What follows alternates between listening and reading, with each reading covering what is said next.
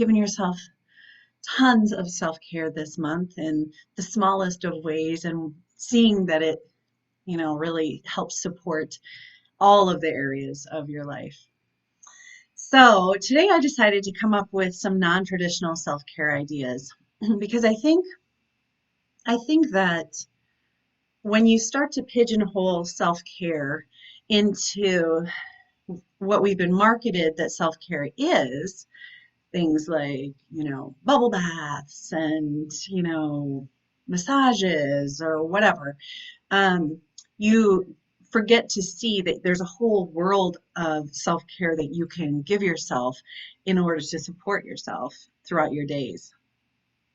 So one of the ways that I think is important to support yourself is in non-traditional ways, non-familiar ways. All right. So I came up with a list. I would love to hear what yours are, but here is the list of 10 non-traditional self-care ideas that I think are really helpful to life. Okay. Number one, nurture self-compassion. Find a way to be less hard on yourself. And that is a gift that keeps on giving, is if you can start to be kinder to yourself. All right. Number two, start to embrace good enough. We were entertaining twice this week, and I could have really gone, you know, overboard with having things be perfect. And at some point, it would have come at the expense of myself. And so at some point, you have to look around in whatever landscape that you're, stressing out about and being like, this is good enough. It's good enough. So start to invite in the good enoughs. It's good enough. Number three, on the heels of good enoughs, break up with perfectionism.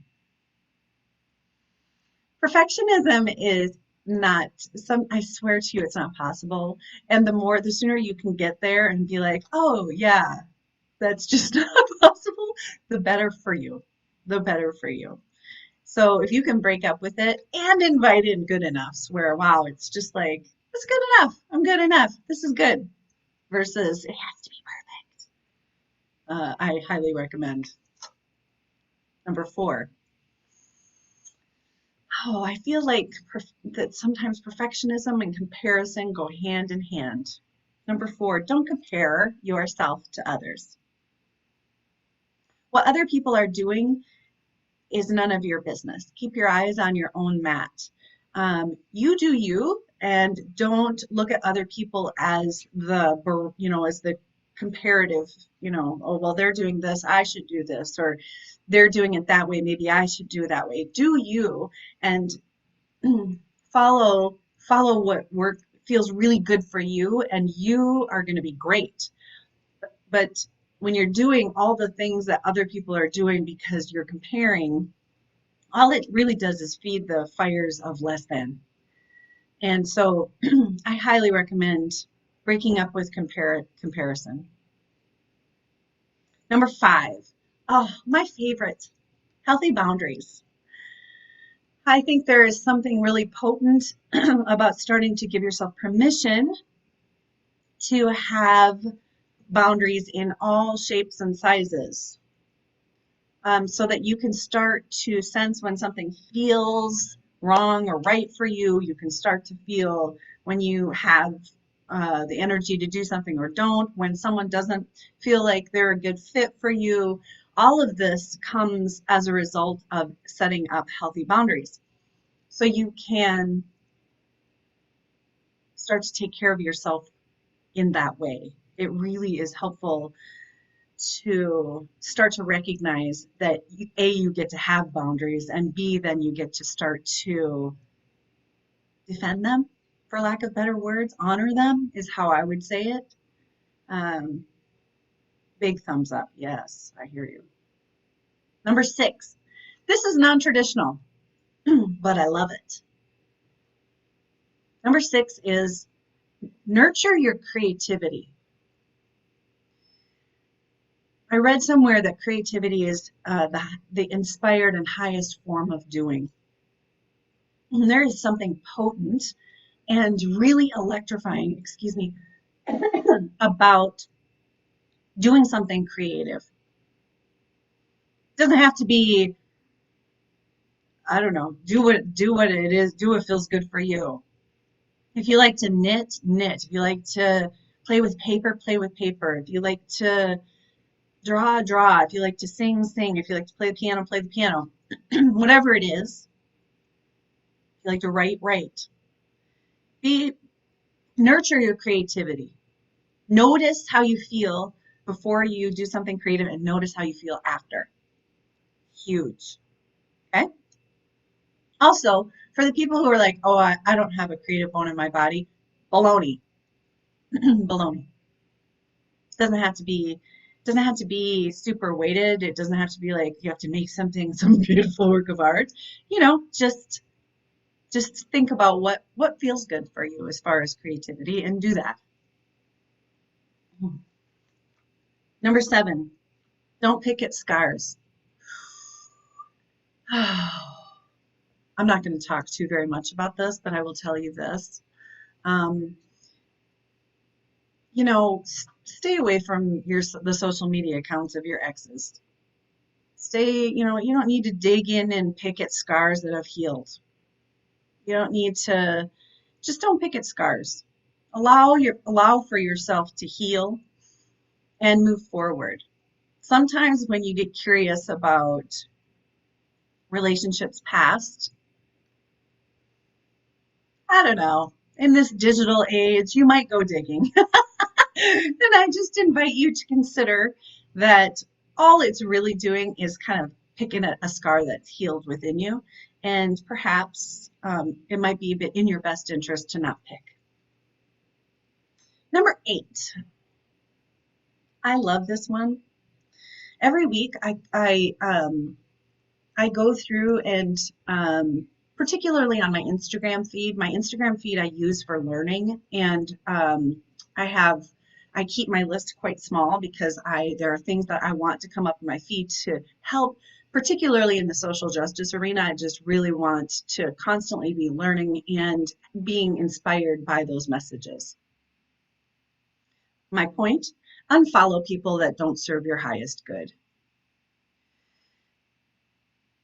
If you notice that you're following someone and you don't feel like that you feel gross after then do yourself the gift of unfollowing or yeah.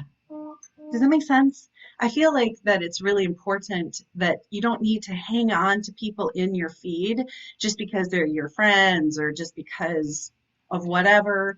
Give yourself, again, healthy boundary. Give yourself permission to unfollow people that aren't serving you and make you feel icky or less than.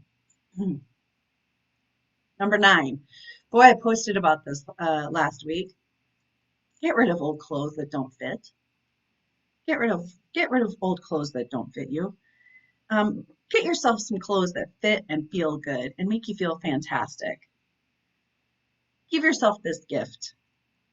I promise you, it will feel like a bunch of dead weight is out the door. Stop, saving clothes that don't fit any longer for the time that you will fit into them. Instead, embrace and love yourself where you are right now and go from there.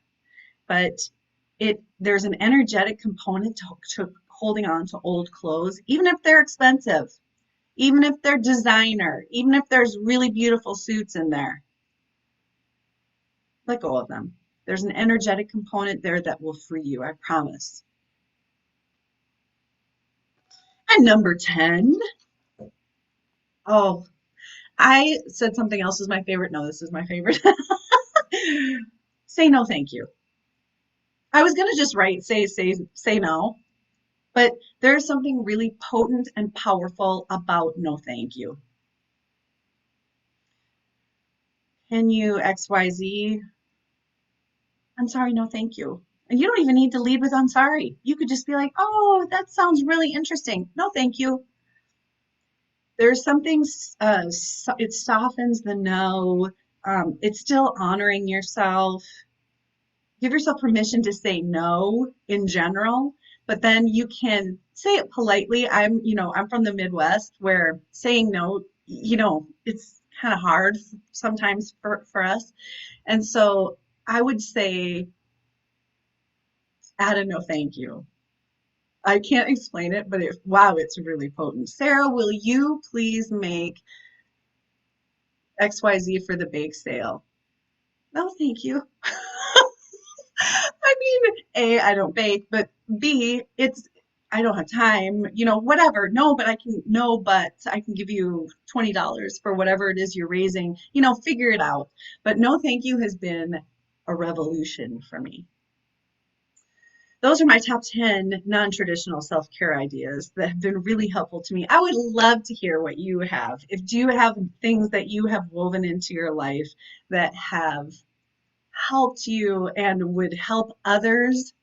Put them below.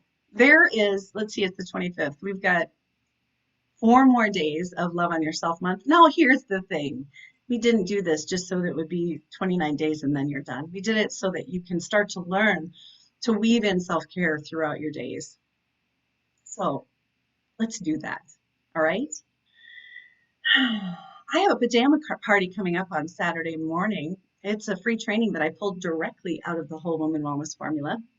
If you would like information about that and are not involved in the February Love on Yourself month, put a request in below or DM me and I'll send you the sign up information for that. It's Saturday morning, 8 o'clock. Expect no makeup and pajamas from all of us. Have a great day. See ya.